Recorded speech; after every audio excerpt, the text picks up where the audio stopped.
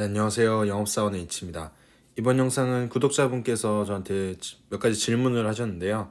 이에 대해서 개인적으로 답변 드리고자 합니다. 어떻게 하면 좀 더 좋은 방향으로 나갈 수 있을지.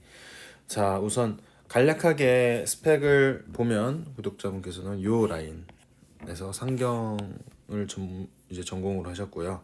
네, 20대 중반의 여성분이십니다. 그 다음에는 해외 체류 경험이 10년이나 되세요. 어릴 적에 뭐 학교 다니고 아마 뭐 제가 추측하기로는 부모님께서 뭐 주재원이시거나 그럴 수 있을 것 같습니다. 그래서 좀 다양하게 가셨더라고요. 유럽 중에 한 국가랑 동남아도 가보시고 미주 지역도 가보셨습니다. 그 다음에 영어 성적 같은 경우에는 상당히 높으세요. 아주 좋은 스펙인 것 같습니다. 그래서 이제 첫 번째 질문은 대기업 해외 영업의 학벌 마지노선에 대해서 여쭤보셨는데요. 사실 회사마다 많이 다를 겁니다. 예를 들어 삼성 같은 경우에는 뭐 그걸 좀 적게 본다고 하고요. 근데 분명한 거는 삼성은 그렇다 하더라도 그 다른 기업들이 있죠. 소위 뭐 L로 시작하는 기업이라든지 뭐 H로 시작하는 기업도 있을 거고요. 뭐 많은 기업들이 있을 겁니다. 근데 이렇게 갈수록 사실은 학벌 정말 많이 보긴 합니다. 제가 제 주변의 친구들만 봐도 그런 것 같고 이거는 어쩔 수 없는 부분인 것 같아요. 굳이 서울로 치자면 사실 이 중경외시 라인도 제 회사를 다니고 있는 회사를 보더라도 문과 소위 말해서 뭐 스태프 직군이 있죠. 뭐 인사라든지 뭐 교육팀이라든지 아니면 뭐 구매 그다음에 저 같은 해외 영업 이런 경우에 정말 동기들이 제가 한 50 몇 명 넘는데 중경외시를 보지 못했습니다. 이과 이공계 직무는 좀 프리해요. 좀 더 밑으로 내려갈 수 있는데 거의 못 본 것 같습니다. 그리고 다른 회사들 같은 경우에도 뭐 지방으로 내려갔을 때 뭐 부산대, 뭐 경북대 뭐 이 라인까지는 봤지만 하여튼 더 밑으로 내려갈 수 있겠지만 흔치 않아요. 그럼 여기에 대해서 그냥 포기한다 라기보다는 최대한 준비할 수 있을 만큼 준비하는 게 전 맞다고 생각합니다. 왜냐면 대기업을 목표로 이제 마인드 세팅이 달라지죠. 마인드가 달라지기 때문에 더 많이 내가 색칠해서 많이 준비해야지 하다 보면 내가 원하는 대기업에 갈 수도 있고요. 만약에 못 가더라도 바로 밑에 있는 그런 중견기업이라든지 괜찮은 기업에 갈 수 있는 가능성이 높아진다고 생각을 합니다. 그렇기 때문에 이 부분에 대해서는 뭐 정말 객관적으로 말씀드리면은 존재하는 것 같아요. 제가 1학년 때 학교에 들어왔을 때도 항상 선배들이 말했던 게 야, 여기가 마지노선이야. 이런 말 정말 많이 들었었고 10년 동안 항상 들어왔던 거 그다음에 뭐 제가 직접 보고 그런 거 보면은 확실히 그 마지노선이라는 게 어느 정도 있는 것 같긴 합니다. 물론 예외도 있지만요. 그렇게 흔치 않다는 거. 중경 예시까지는 좀 있습니다.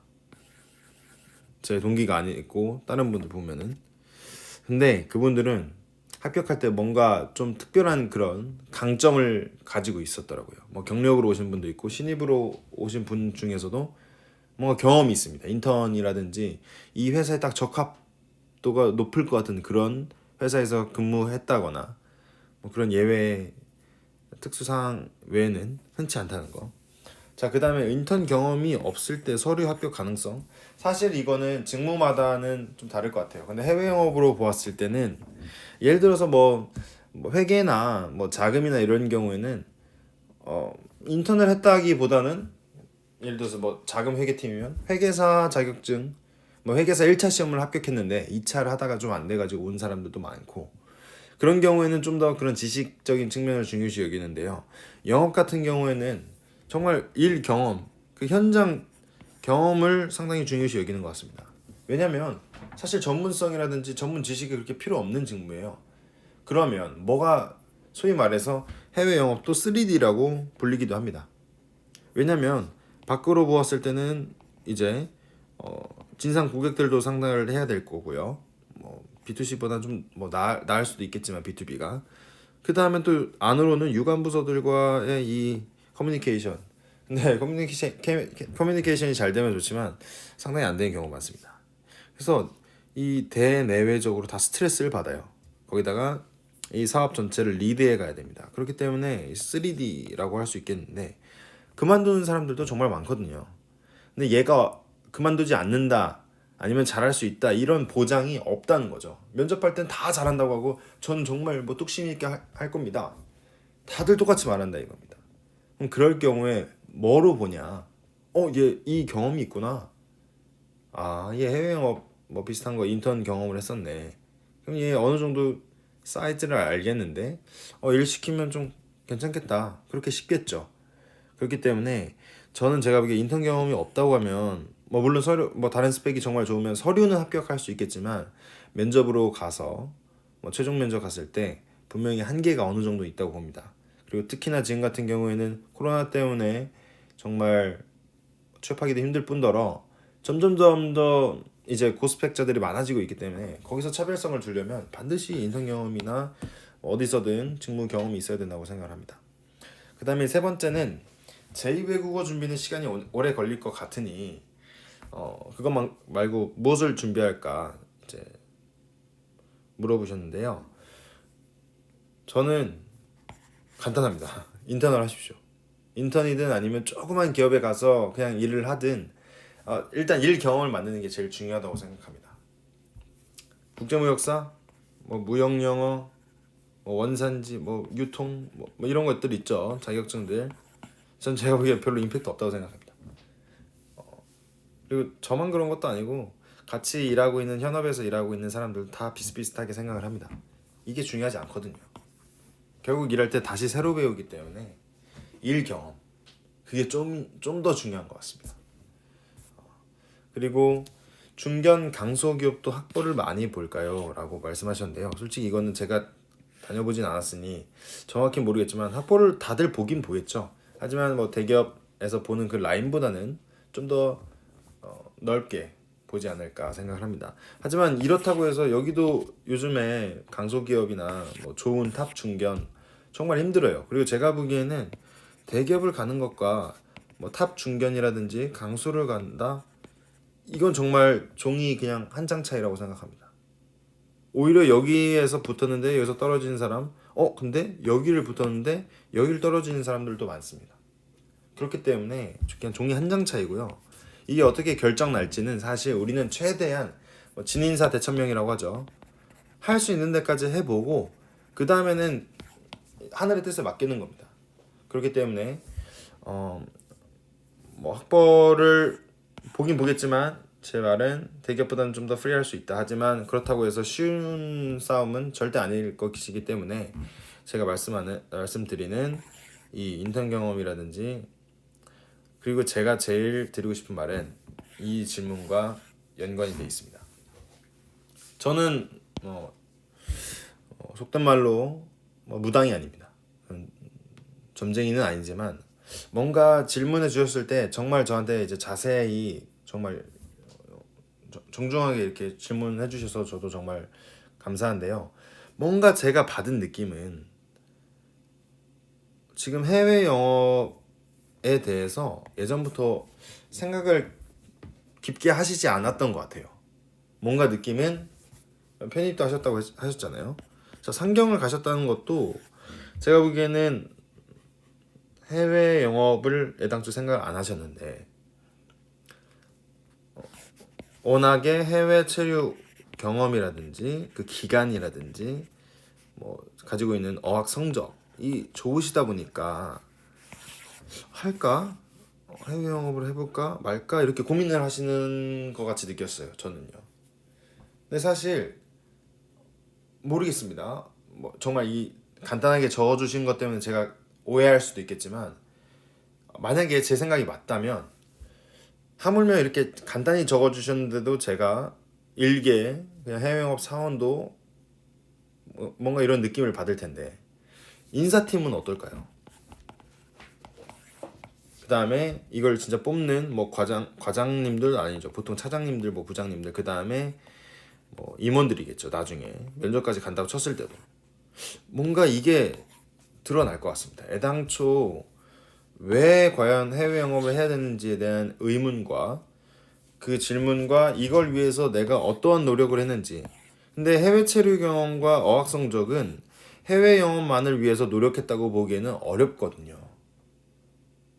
이 해외 체류 경험이 제가 보기에 언제 가셨는지 모르겠지만 어렸을 때 가신 것 같아요. 근데 그리고 나서 대학에 와서 단순히 어학 성적이 좋다, 그다음에 옛날 해외 체류 경험이 있다, 충분히 좋은 스펙이 될 수 있겠지만 여기에 플러스 내가 해온 그 길, 이 해외 영업이란 걸 위해서 내가 쌓아온 그런 스펙이나 일 경험이라든지 그런 활동들, 이게 반드시 뒷받침돼야 이게 플러스 알파가 돼서 훨씬 더 좋은 자소서도 만들 수 있고 스펙이 될 수 있겠는데요. 이게 약간 고민이시라고 하시는 거 보면은 지금 애매하신 겁니다. 그러면은 정말 애매한 자소서가 나오고 애매한 면접이 될 수 있어요. 그래서 제가 보기에는 아직 나이가 어리십니다. 아직 젊어요. 요즘에는 취업이 좀 더 뒤로 빠지기 때문에 물론 여자의 경우에는 남자들보다는 좀 더 어린 나이가 이제 좀 더 그 라인이 좀 어리죠. 한 2, 3년 정도. 하지만 제가 보기에는 지금 당장 취업하시면 정말 빨리 취업하시는 거예요. 올해 만약에 취업하신다면. 그렇기 때문에 전 제가 보기에